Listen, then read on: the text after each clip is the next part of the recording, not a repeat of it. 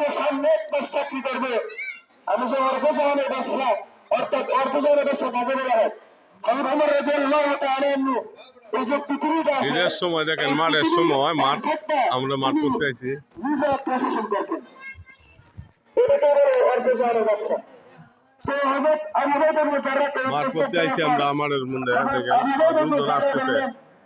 ওমর, আপনি যে কথা বলছেন, হ্যাঁ এটা ঠিক আছে, আমি যে আপনি যে 1 মাস বেতন চাইছেন এটা আমি দিতে পারবো, কিন্তু 2টা শর্ত সাপেক্ষে।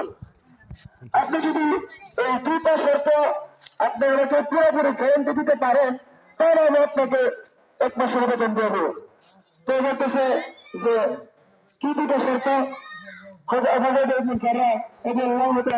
বললেন, 1 নম্বর শর্ত, আপনি যে 1 মাস পরবর্তী সময় আপনি বেঁচে থাকবেন, এটার কোনো গ্যারান্টি আপনি দিতে পারবেন?